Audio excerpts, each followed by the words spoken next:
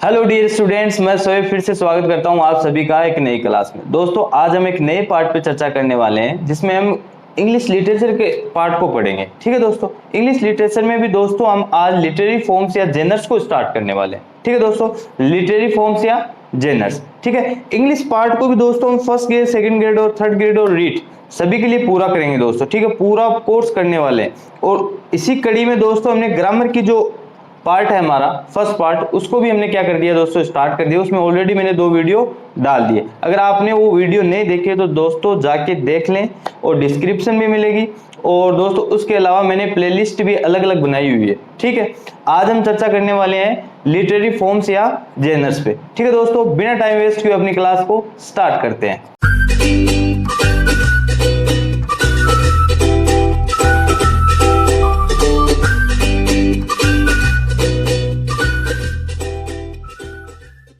Literary forms क्या होती है दोस्तों, इसके बारे में चर्चा करेंगे। और ये जो जेनर्स है, इन लिटरेरी फॉर्म्स को जेनर्स भी बोला जाता है दोस्तों। ठीक है, इस पे भी चर्चा करेंगे।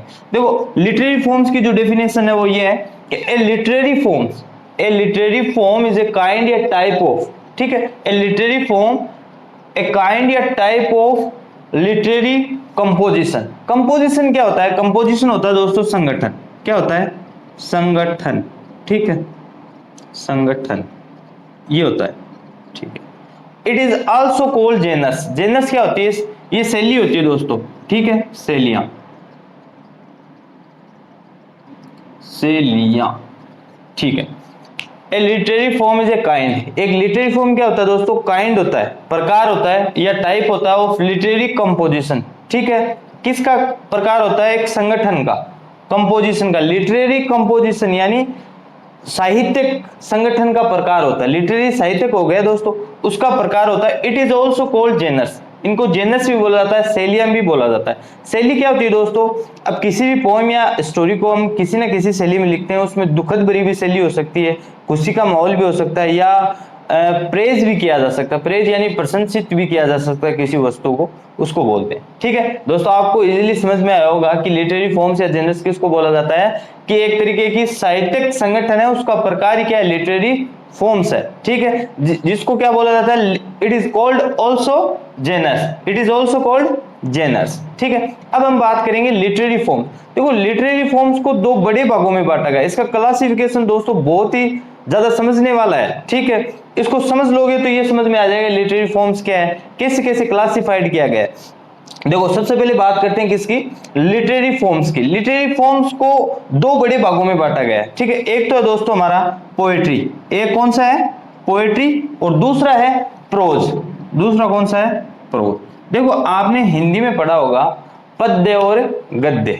ठीक है, ये भाग तो दोस्तों पद्य हो गए और ये गद्य हो गया। दोस्तों इस पोएट्री में क्या आएगी? कविताएं आएंगी, पोएम आएगी कंपोज की हुई। ठीक है, और इसमें प्रोज में क्या आएगा दोस्तों? इसमें जैसे नोवेल आ गया, ठीक है, और जैसे राइटिंग आ गई, कोई स्टोरी आ गई। ठीक है, ये फिक्शनल नॉन फिक्शनल वाली बातें आएगी दोस्तों। इसके अंदर एसेज आ गए, निबंध आ गए, इस टाइप की बातें आएंगी प्रोज के अंदर। और पोएट्री में क्या आएगी दोस्तों? कविताएं आएंगी। ठीक है, आप पोएट्री और प्रोज में एकदम से डिफरेंस समझ चुके होंगे कि पोएट्री में क्या आता है और प्रोज में क्या आता है। दोस्तों अब इनकी विस्तारित चर्चा करने वाले हैं, इनके बड़े टाइप्स को भी देखेंगे कि पोएट्री में भी कौन कौन से पॉइंट आते हैं और प्रोज में भी कौन कौन से पॉइंट आते हैं। तो दोस्तों चलते हैं अगली स्लाइड पर और देखते हैं कि पोएट्री में क्या होगा और प्रोज में क्या होगा। और देखो पोएट्री को भी कितनी आगे कैसे कैसे डिवाइड किया गया है और प्रोज को भी कैसे डिवाइड किया गया है। ठीक है, तो अगली स्लाइड पे चलते हैं और देखते हैं कि पोएट्री और प्रोज को कैसे कैसे क्लासिफाइड किया गया है। तो चलिए दोस्तों लिटरेरी फॉर्म्स की क्लासिफिकेशन को समझते हैं कि कैसे कैसे इनको क्लासिफाइड किया गया है। देखो सबसे पहले हम बात करेंगे, देखो लिटरेरी फॉर्म्स है ना, ये जो लिटरेरी फॉर्म्स है इनको 2 बड़े भागों में डिवाइड किया गया है। एक तो पोएट्री फॉर्म्स में और एक प्रोज फॉर्म में। ठीक है, अब देखो जो पोएट्री है, पोएट्री को भी 3 भागों में डिवाइड किया गया है। एक तो लिरिक पोएट्री होती है, ठीक है दोस्तों, एक नैरेटिव पोएट्री होती है और एक ड्रामेटिक पोएट्री होती है। अब बात करेंगे लिरिक पोएट्री कौन सी होती है। देखो लिरिक पोएट्री वह होती है दोस्तों जैसे जिसको गाकर बताया जाता है, यानी एक तरीके से ये सॉन्ग फॉर्म में होती है दोस्तों। ठीक है, जिसको गाया जाता है उस फॉर्म में होगी जो लिरिक पोएट्री कहलाएगी। ठीक है, अब नैरेटिव पोएट्री की बात करें, ये कौन सी होगी दोस्तों, कथात्मक होगी, ठीक है, कथात्मक आप समझते हो, कथात्मक होगी। और ड्रामेटिक पोएट्री कौन सी होगी, जिसमें दोस्तों नाटकीय मंच होगा या नाटक किया जाएगा, ठीक है, या इसको नाटकीय आप काव्य बोल सकते हो। अब लिरिक पोएट्री उसको क्या बोलते हैं दोस्तों, हिंदी में गीति काव्य बोलते हैं, गीति काव्य, यानी इसमें सारी चीज गाकर बताई जाती है, यानी लिरिक्स होते हैं इनके अंदर। नैरेटिव पोएट्री क्या होगी दोस्तों, नैरेटिव पोएट्री की खास बात यह है कि इसमें एक कथात्मक बताई जाएगी, यानी कथा सी सुनाई जाएगी, ठीक है, एपिक या मॉक एपिक और बैलेड ये सब इसके अंदर शामिल है। और ड्रामेटिक पोएट्री की बात करें तो ड्रामेटिक पोएट्री में क्या होगा, एक नाटक किया जाएगा दोस्तों, ठीक है, नाटक की तरह बताया जाएगा। जैसे आप देख सकते हो सीरियल है आते हैं, वो नाटक ही तो आते हैं दोस्तों, उनमें या तो कोई ट्रेजेडी बताया जाता है या कॉमेडी बताई जाती है। जैसे कपिल शर्मा शो आता है दोस्तों, वह कॉमेडी तो है उस टाइप का, उनको क्या बोलेंगे, ड्रामेटिक पोएट्री, ठीक है, ड्रामा किया जाएगा, स्टेज के ऊपर कर सकते हैं या किसी अन्य जगह पर, ठीक है, खुले मैदान के अंदर किया जाएगा। नैरेटिव पोएट्री की बात करते हैं तो नैरेटिव पोएट्री में क्या होगा, जैसे कि ये एक तरीके से कथा सुनाई जाती है, यानी आज यहाँ पर कथा समान समारोह है, ठीक है, जैसे आप देख सकते हो इनविटेशन कार्ड में आता है कि कथा होगी, ठीक है भाई, भजन सुनाया जाएगा, कृष्ण जी की कथा सुनाई जाएगी, इस तरीके से दोस्तों। अब बात करते हैं लिरिक पोएट्री, इसमें दोस्तों क्या होगा कि लिरिक्स, यानी लिरिक्स के द्वारा कोई घटना का क्या किया जाएगा दोस्तों, संस्मरण किया जाएगा, उस घटना को वैसे बताया जाएगा, गा गा कर बताया जाएगा, यानी गीति काव्य बोलते हैं इसको। अब देखते हैं दोस्तों कि लिरिक पोएट्री में क्या आता है, लिरिक पोएट्री में आता है दोस्तों, देखो एक तो सोनेट आता है, सोनेट आता है, ठीक है, सोनेट क्या होता है दोस्तों, एक 14 लाइन की पोएम होती है, छोटी सी 14 लाइन की, ठीक है, स्टैंजाज में बांटी हुई होती है, बस 14 लाइन की पोएम होती है, ये ध्यान रखना, ठीक है। आगे सोनेट पे पूरी चर्चा करेंगे, एकदम जीरो से देखेंगे सोनेट है क्या भाई, पूरा 2 या 3 दिन की क्लास होगी दोस्तों सोनेट पे, ठीक है, टेंशन मत लो आप, अभी तो मोटा मोटा ऊपर का पढ़ना है, एक बार क्लासिफिकेशन देखना है कि कैसे कैसे क्लासिफाइड किया गया है, ठीक है। सबसे पहले बात करें किसकी, सोनेट की। सोनेट क्या होती है दोस्तों, गाथा होती है, गाथा, गाथा गाई जाती है, ठीक है। बात करते हैं किसकी, ओड की। ओड क्या होता है दोस्तों, ओड देखो एक हिंदी वर्ड है ये, ठीक है, स्तोत्र, ठीक है, स्तोत्र होता है हिंदी में। अब हिंदी में तो याद होगा नहीं दोस्तों आपको ही कि ओड क्या होता है। देखो ओड अपनी मारवाड़ी में समझते, ओड, ओड यानी ओड बड़ी बात, ठीक है, छोटी सी बात नहीं, ओड बड़ी, यानी किसी छोटी बात को बड़ा करके बताना, ठीक है, बड़े बड़े तरीकों से क्या करना, उसको प्रशंसा करना, प्रेज करना, इस टाइप से ओड बड़ी बात, ठीक है दोस्तों, समझ गए क्या होगा। एलिजी क्या होगा दोस्तों, ये एलिजी होता है देखो किसी मरने पर या डेथ पे लिखी जाती है, किसी के मरने पर या डेथ पे लिखी जाती है, ये दुख से रिलेटेड होती है, ये मान लो आप, ये दुख गीत है एक तरीके का, ठीक है, एलिजी। 10th क्लास में एक चैप्टर चलता था दोस्तों, बाल गोविंद भगत, उसमें बाल गोविंद भगत का जो बेटा है वो मर जाता है, और बाल गोविंद भगत का बेटा मरने पर वो क्या करता है, गीत गाता है दोस्तों, ठीक है, जोर जोर से डमरू बजाता है, तो लोग समझते हैं ये पागल हो गया, ठीक है, इसका तो बेटा खत्म हो गया और ये फिर भी क्या कर रहा है, गीत गा रहा है। दोस्तों वो क्या करता है, अपनी उन गीतों में क्या करता है, दुख व्यतीत करता है, ठीक है, यानी वो एलिजी का क्या करता है, गायन करता है, वो क्या करता है दोस्तों, दुख गीत गाता है, और ये बोलता है कि जो मेरा बच्चा था, ठीक है, एक अपग्रेडेड वर्ल्ड में चला गया, ठीक है, ये जो लोअर वर्ल्ड से हायर वर्ल्ड में चला गया, एक छोटी दुनिया से बड़ी दुनिया में चला गया। इस बात पर दोस्तों बाल गोविंद भगत कहते हैं, 10th क्लास का जो चैप्टर है ये, ठीक है, हिंदी का। बात करते हैं सॉन्ग की। सॉन्ग क्या होता है दोस्तों, गाना होता है, ठीक है, नॉर्मल गाना है, उसको सॉन्ग ही बोलते हैं। ड्रामेटिक मोनोलॉग क्या होता है, ड्रामेटिक मोनोलॉग दोस्तों ये एक ऐसा नाटक है, ठीक है, जिसमें गाकर प्रस्तुतियां दी जाती है, ठीक है, इसको आप हिंदी में बोल सकते हो नाटकीय एकालाप, नाटकीय एकालाप, ठीक है। हिम दोस्तों, हिम क्या होता है, हिम तो दोस्तों सुनते रहते हैं हम, हिम होता है दोस्तों भजन, हिम क्या होता है, भजन। अगर आप वर्ड्स के आपको हिंदी नहीं पता दोस्तों, आप लिख सकते हो, जैसे जैसे मैं बोल रहा हूँ आप लिख सकते हो साथ साथ में। हिम क्या होता है दोस्तों, ये भजन होता है, भजन, भजन गाया नहीं जाता क्या, हरि का ज्ञान किया जाता है या किसी के भी भजन गाए जाते हैं, बेरू जी के भजन गाए जाते हैं, गोगो जी के भजन है, ये सब क्या होते हैं दोस्तों, भजन होते हैं, ठीक है। अब बात करें कि इसकी एपिथेलिमियन, एपिथेलिमियन क्या होता है दोस्तों, ये एक तरीके का दोस्तों उपकला होती है दोस्तों, ठीक है, आप उपकला या आप समझने के लिए सोच सकते हो, दुल्हन के लिए जो गीत गाया जाता है ना, यानी जो दुल्हन बनती है, ठीक है, उस वक्त आपकी भी बनेगी, उस वक्त दुल्हन गीत गाया जाता है, उस वक्त उस गीत को क्या बोलते हैं, एपिथेलिमियन, ठीक है। ये एडमंड स्पेंसर ने गाया था दोस्तों, ठीक है। फिर बात करते हैं किसकी, ओबेड की। देखो ओबेड भी बहुत अच्छी चीज है दोस्तों। ओबेड क्या होता है, ये रात को गाया जाता है गीत। रात को किसके लिए गाया जाएगा, समझ सकते हो आप, रात को गाए जाने वाला गीत है अपनी वाइफ के लिए गाया जाता है दोस्तों, ठीक है। अरे वाइफ नाराज हो जाती है तो उसके लिए रात को एक गीत गाया जाता है दोस्तों, ठीक है, बुलाने के लिए, ठीक है। तो उसको क्या बोलते हैं, ओबेड बोलते हैं, ठीक है, ध्यान रखना। अब वापस से एक बार रिवाइज कर लेते हैं। देखो सोनेट क्या होता है दोस्तों, गाथा गीत होती है। ओड क्या होता है, ओड बड़ी बात होती है दोस्तों इसमें, जिसका मैंने हिंदी में नाम बताया आपको ये याद नहीं होगा दोस्तों, ठीक है। ओड यानी ओड बड़ी बात, बड़ी बड़ी बातें करते हैं, बड़ी बड़ी प्रशंसा करते हैं, ठीक है। एलिजी ये दुख गीत होता है दोस्तों, बाल गोविंद भगत वाला एग्जाम्पल दिया था मैंने, दुख व्यतीत किया जाता है, ठीक है। ये पीबी शैली की वाइफ है दोस्तों, मार्लो शैली, उन्होंने भी लिखा था जॉन किट्स की मृत्यु पर, ठीक है दोस्तों। ये कुछ एग्जाम्पल्स हैं, इनमें चर्चा कर लेंगे, सेपरेटली पढ़ेंगे ओड को, तब उन एग्जाम्पल्स की हमें चर्चा कर लेंगे। बाद में बात करते हैं किसकी, सॉन्ग की। सॉन्ग आपको पता है दोस्तों गाना होता है। ड्रामेटिक मोनोलॉग मैंने बता दिया, एक मंच पे प्रस्तुति दी जाती है, उसमें गा गा कर बताया जाता है। हिम क्या होता है दोस्तों, हिम होता है भजन, भजन सभी को पता है, ठीक है। भजन क्या होता है। एपिथेलियन क्या होता है दोस्तों, ये दुल्हन गीत होता है, दुल्हन की शादी में गाया जाता है या दुल्हन के लिए गाया जाता है।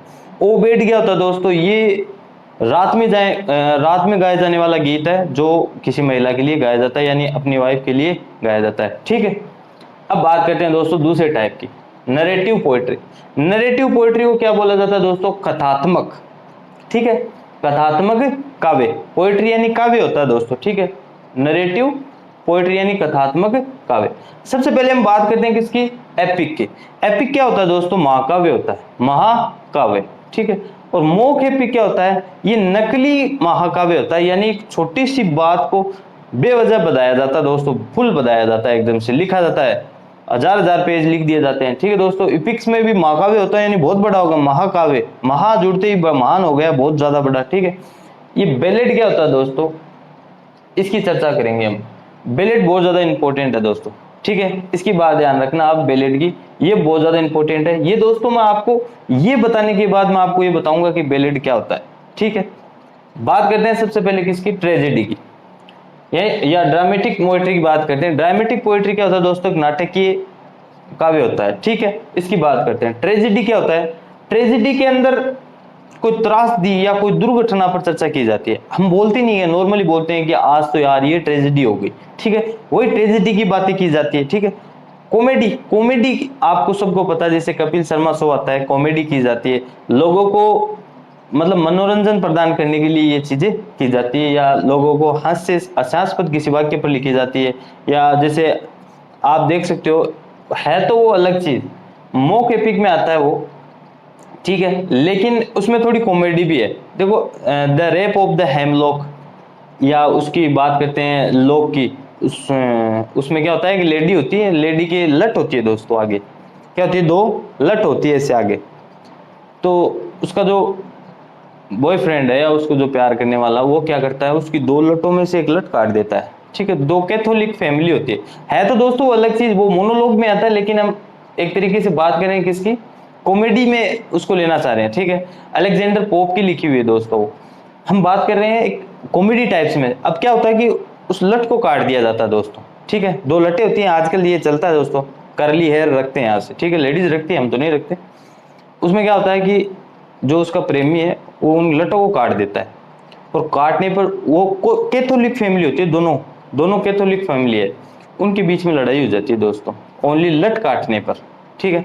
क्योंकि दोस्तों उस वक्त जो पुराने जमाने में क्या होता था, जैसे महिलाओं की ज्वेलरी होती थी ना, ज्वेलरी, ये जैसे मेकअप करना, यही काम था दोस्तों, ठीक है। जो बड़े घर की है, अपने वाले घर की नहीं, बड़े घर की लेडियों में यही काम होते थे, पूरा दिन या तो किसी पार्टी या किसी कार्यक्रम में बिताना, ठीक है, पूरे दिन मेकअप करना, ज्वेलरी नई नई पहनना, ये। और दोस्तों उस वक्त यह जो हार था ना, जो मतलब ज्वेलरी पहनती थी गले के अंदर, वो दोस्तों महिलाओं के दिल के समान था, ठीक है।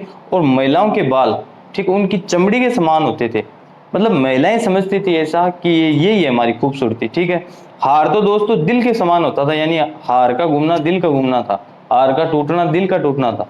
अब बात करते हैं इसी विषय में आगे कि वो लट थी, दो लट, यानी लोक, इंग्लिश में लोक बोला जाता है लट को, उलट काट दी जाती है। लट काटने पर क्या हो जाती है दोस्तों, उन दो कैथोलिक परिवार में लड़ाई हो जाती है, और इन लड़ाई के कारण अलेक्जेंडर पोप के दोस्त रहते हैं, वो बोलते हैं कि आप इन पे एक भाई मॉक एपिक लिखो या कुछ भी, मतलब कॉमेडी लिखो, ठीक है, कॉमेडी टाइप से लिखो, और इनको बताओ कि ये छोटी सी बात है, एक लट काटने पर आप रिश्तेदारी तोड़ दोगे, रिश्ते टूट रहे हैं, परिवार टूट रहा है, इस तरह का वाक्य है दोस्तों, ठीक है। ये होता है कॉमेडी। कॉमेडी में कुछ भी हो सकता है दोस्तों, कॉमेडी किसी भी टाइप की हो सकती है, वो मनोरंजन देगी किसको, रीडर्स को देगी या ऑडियंस को देगी, ठीक है। ड्रामेटिक मोनोलॉग आपको समझ में आया। देखो सबसे पहले क्लासिफिकेशन को कैसे देखेंगे। क्लासिफिकेशन दो टाइप से किया गया है, बड़े टाइप में है पोएट्री और प्रोज। पोएट्री में आता है पद्य भाग और प्रोज में आता है गद्य भाग।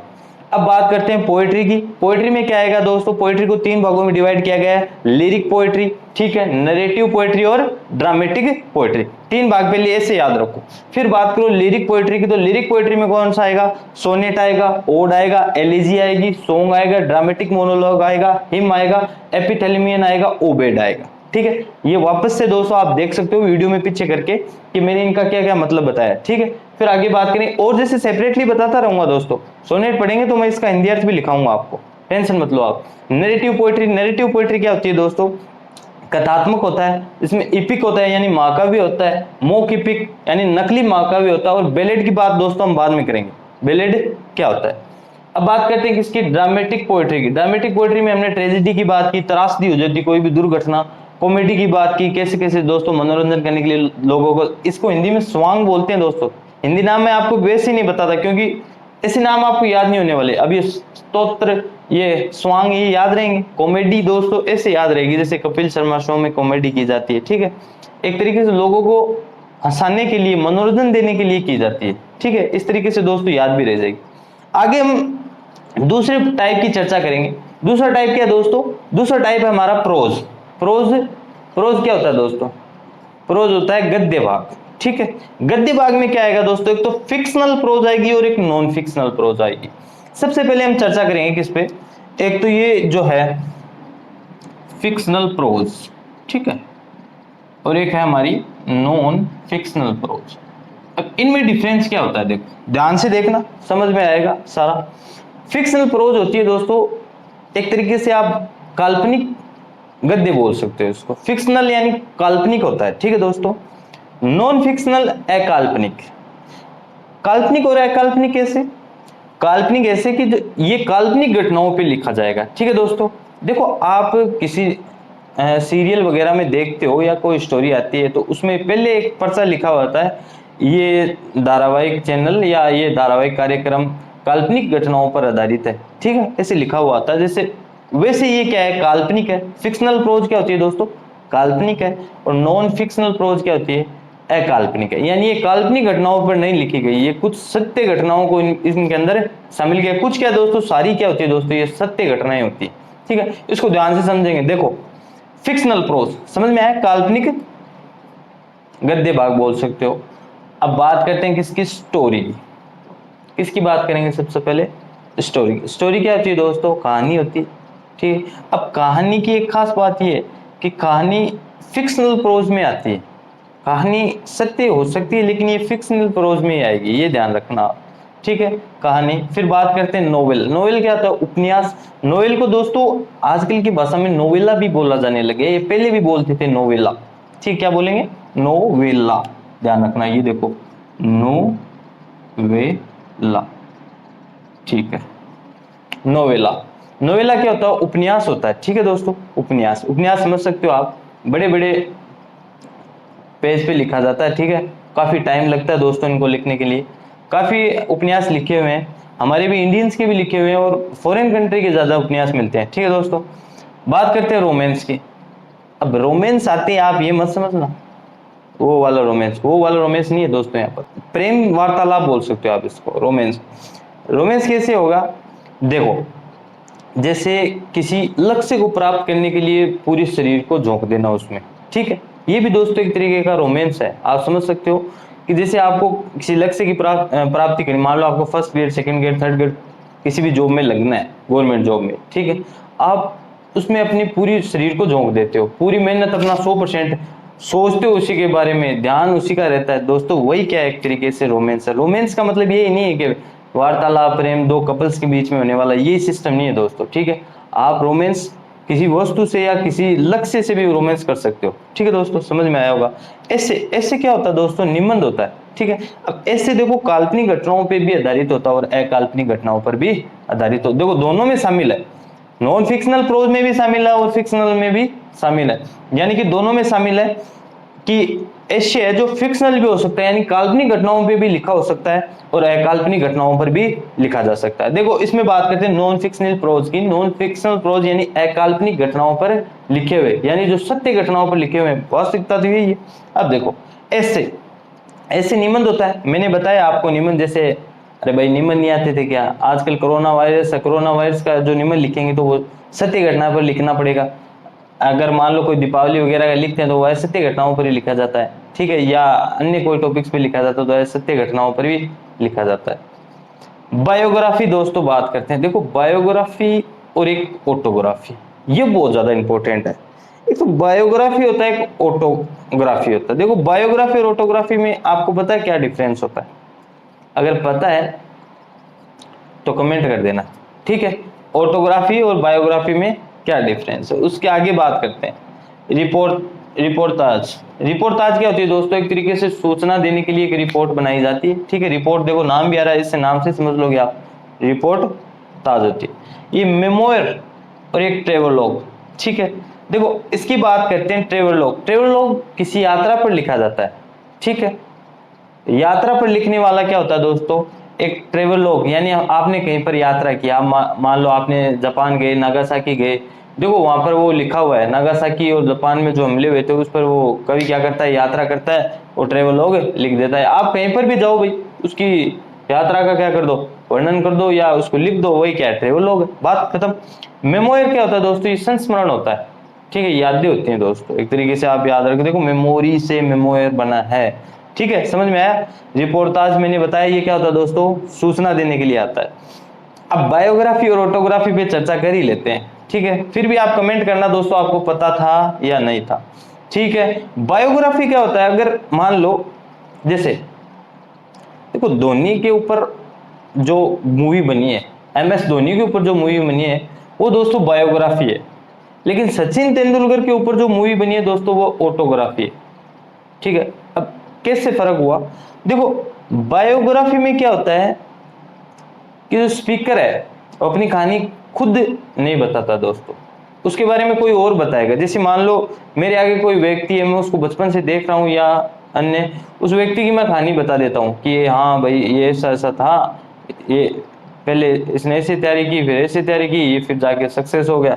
अब मैं उसकी स्टोरी बता रहा हूँ दोस्तों, ठीक है, मैं बताऊंगा तो क्या होगी दोस्तों, वह बायोग्राफी होगी। अगर कोई स्पीकर या मान सकते हो कोई राइटर है, वो राइटर दूसरे के बारे में खुद लिखता है, तब क्या होती है दोस्तों, है बायोग्राफी होती है। लेकिन ऑटोबायोग्राफी क्या होती है? ऑटोबायोग्राफी दोस्तों आत्मकथा होती है, खुद के द्वारा बताई जाती है, ठीक है दोस्तों। ऑटोबायोग्राफी क्या होती है? आत्मकथा, ये खुद के द्वारा बताई जाती है। वैसे जैसे सचिन ने अपनी मूवी बीच बीच में आकर देखा होगा आपने, सचिन तेंदुलकर की मूवी आई थी, उसके अंदर दोस्तों सचिन ने खुद बताया कि मैंने ऐसे खेला, ऐसे ट्राई की, ठीक है, समझ में आया होगा आपको कि बायोग्राफी और ऑटोबायोग्राफी में क्या डिफरेंस है। बायोग्राफी का तो मतलब है कि कोई दूसरा व्यक्ति आपकी स्टोरी बताएगा, ठीक है, बात खत्म। और ऑटोबायोग्राफी आपकी स्टोरी, आपका जीवन का जो भी रहा है, कि आपने क्या क्या अनुभव किए हैं, कैसे कैसे आपने सक्सेस हासिल किए, आप ही बताओगे अपने बारे में, ठीक है। अब ये दोस्तों सारा मोटा मोटा आपके दिमाग में आया होगा, ठीक है। लेकिन एक वर्ड अभी भी मिसिंग है, आपने ध्यान से देखा होगा, अभी भी एक वर्ड मिसिंग है जो लिटरेरी फॉर्म्स और जेनर्स में ही आता है, ठीक है। अब देखो वापस बात करते हैं, पहले हमने क्या देखा, लिरिक पोएट्री देखा, नरेटिव पोएट्री, ड्रामेटिक पोएट्री, जो किसके पार्ट है, पोएट्री के। और फिर हमने देखा प्रोज के, जिसमें फिक्शनल प्रोज है, नॉन फिक्शनल प्रोज है, दोनों को ध्यान से देखा, इनके टाइप्स को भी देखा, एक एक पॉइंट्स पे, सिंगल पॉइंट्स पे भी चर्चा करने वाले हैं दोस्तों। ये जो इतने टॉपिक लिखे हैं, देखो यहाँ ध्यान से देखो आप, मैंने इतने टॉपिक देखे, हिम, एपिथेलियन, ओबेड, dramatic monologue, song, elegy, ode, sonnet. अब आप बोलोगे सर सेकंड ग्रेड में था ही नहीं, और सेकंड ग्रेड में जो है उनको पढ़ लेना आप, मेरा तो काम क्या है, मैं तो फर्स्ट ग्रेड को भी पढ़ा रहा हूँ, ठीक है, PhD वाले भी पढ़ेंगे इससे, तो सब पढ़ेंगे। तो दोस्तों क्या करना, मेरे को तो सारा ही पढ़ाना पड़ेगा, ठीक है। लेकिन आपकी जो सिलेबस में, आप उस सिलेबस का आप ही ध्यान रख सकते हो। मेरे को पता नहीं आप किस चीज की तैयारी कर रहे हो, मेरे को तो ये सारा ही पढ़ाने पड़ेगा। आपके इतना नहीं है दोस्तों, आप सोचोगे कि ये भाई लिटरेरी फॉर्म्स के टाइप इतने हो गए, ठीक है, इतना नहीं है दोस्तों। ये कुछ पॉइंट्स दिए गए हैं। अब इस बार तो बहुत दोस्तों आपका फायदा हो गया कि आरपीएससी ने क्या किया गया दोस्तों, इनको पॉइंट आउट कर दिया है। पहले पॉइंट आउट नहीं थे, पहले सीधा आता था कि लिटरेरी फॉर्म्स टॉपिक दे दिया, अब लिटरेरी फॉर्म्स कोई सी भी आ सकती थी, ठीक है दोस्तों। लेकिन आज ऐसे पॉइंट आउट कर दिया कि सोनेट ही आएगा, ओड आएगा, एलेजी आएगी, ठीक है, ऐसे 4-5 पॉइंट दे दिए। अब दोस्तों किसकी चर्चा करने वाले थे, एक पॉइंट है, ये एक पॉइंट रह गया था दोस्तों अपना इसके अंदर, आप कमेंट करना कौन सा पॉइंट था, ठीक है, उस पर चर्चा करेंगे फिर। अब आपको ये मोटी मोटी सारी बात समझ में आई या नहीं आई, ठीक है, ये बात देखो आप कि भाई लिटरेरी फॉर्म्स है, पहले उसकी डेफिनेशन देखी हमने कि लिटरेरी फॉर्म्स क्या है दोस्तों, लिटरेरी कंपोजिशन। एंड जो लिटरेरी कंपोजिशन होती है यानी एक शैलियां होती है, लिखने की शैली होती है, उसकी क्या है दोस्तों, संगठन है। अब ये छोटी छोटी शैलियां दो, सोनेट में लिखा होता है, ओड में, एलेजी में, ये छोटी छोटी शैलियां हैं, लिखने के तरीके हैं दोस्तों, किसी भी पोएट्री को कंपोज करने के और किसी भी प्रोज को लिखने के, ठीक है, ये तरीके हैं दोस्तों, ये प्रकार है उनके, इनका ये सारा संगठन, ये सारा संगठन इसको मिला देंगे तो ये क्या हो जाएगा दोस्तों, लिटरेरी फॉर्म्स हो जाएगा, ठीक है दोस्तों। लिटरेरी फॉर्म्स आपको अच्छी तरीके से समझ में आया होगा। अब हमारा जो एक पॉइंट है उस पर चर्चा कर लेते हैं 1 मिनट। तो चलिए दोस्तों, जो लास्ट पॉइंट है हमारा, सटायर, ठीक है, सटायर, वो सटायर नहीं है दोस्तों इनके अंदर। आपने देखा होगा कि जो पोएट्री वाले फॉर्म में भी नहीं है और ये प्रोज वाले फॉर्म में भी सटायर नहीं है, लेकिन सटायर शामिल किसमें, लिटरेरी फॉर्म्स या जेनर्स में ही शामिल है, ठीक है दोस्तों। अब बात करते हैं किसकी, पहले लिटरेरी जो फॉर्म्स थी उनमें एक बैलेड रह गया था। बैलेड को दोस्तों गाथा गीत बोला जाता है, ठीक है, गाथा गाई जाती है, ठीक है, किसी वीर की गाथा गाई जाती है, जैसे महाराणा प्रताप की आज भी गाथा गाई जाती है, वैसे ही क्या होता है दोस्तों, बैलेड होता है, उसकी गाथा गाई जाती है पूरी, ठीक है। अब बाला चाहे वो 5 किलो का उठाओ पर 80 किलो का बताया जाता है, यानी गाथा में भी दोस्तों चेंजमेंट कर दिया जाता है, तारीफों के पुल बांध दिए जाते हैं, ठीक है। आगे बात करेंगे किसकी, सटायर की। देखो सटायर, सटायर दोस्तों क्या होता है, सटायर होता है ताना, एक तरीके से ताना होता है, ठीक है दोस्तों। सटायर आज के समाज में दोस्तों आपको सटायर मारने वाले बहुत लोग मिलेंगे, ठीक है। और सटायर दोस्तों आप कैसे समझते हो, सटायर बुरी चीज नहीं है, देखो कैसे बुरी चीज नहीं है। सटायर का मतलब तो ताना होता है, लेकिन दोस्तों ये किसके लिए होता है, एक सुधार के लिए होता है, ठीक है। कोई भी अगर आपको ताना मारे तो इसका मतलब वो आप में सुधार करना चाहता है, ठीक है। लिटरेरी जो फॉर्म्स है उसमें ऐसे बताया गया है इसको, ये नहीं कि कोई ताना मार रहा है तो इसका मतलब वो आपकी बुरा चाहता है, ये वगैरह नहीं है दोस्तों, ठीक है, बुरा नहीं चाहता, ये सुधार के लिए होता है। कोई भी पोइट अगर दूसरे पोइट पर सटायर लिखता था तो वो ये देखता था कि उसमें कमी क्या है, उसने क्या कमी रखी है, उसकी कमी को सुधारने के लिए उस पर क्या लिखता था, सटायर लिखता था। और समाज में भी दोस्तों आजकल सटायर चल गए हैं, या आपके परिवार में भी आपके ऊपर कोई सटायर करता होगा, ठीक है, लेकिन वो ये नहीं चाहता कि आपका बुरा हो, वो क्या चाहता है, आपका सुधार, ठीक है। सटायर भी समझा, लेकिन सटायर की खास बात ये सटायर ना तो दोस्तों ओनली इसमें पोएट्री में शामिल होगा, ना ही प्रोज में शामिल होगा, ये दोस्तों दोनों में इक्वली शामिल होगा। मतलब प्रोज में भी सटायर लिखा जा सकता है और पोएट्री में भी सटायर लिखा जा सकता है, ठीक है दोस्तों। समझ में आया सटायर क्या है, सटायर एक ताना होता है जो पोएट्री में भी हो सकता है और प्रोज में भी, ताना तो कहीं मार दो भाई, ठीक है। अब आपको सारा समझ में आया होगा, मोटा मोटा क्लासिफिकेशन नहीं था दोस्तों, एकदम डीपली बताया मैंने आपको, इससे डीप कोई क्लासिफिकेशन हो ही नहीं सकता इनका, ठीक है। लिटरेरी फॉर्म्स का सबसे बेहतरीन क्लासिफिकेशन बताया मैंने आपको, ठीक है दोस्तों। पूरी यूट्यूब पर ये क्लास नहीं मिलेगी आपको। थैंक यू दोस्तों, क्लास कैसी लगी ये कमेंट करके जरूर बताना। Okay, bye bye.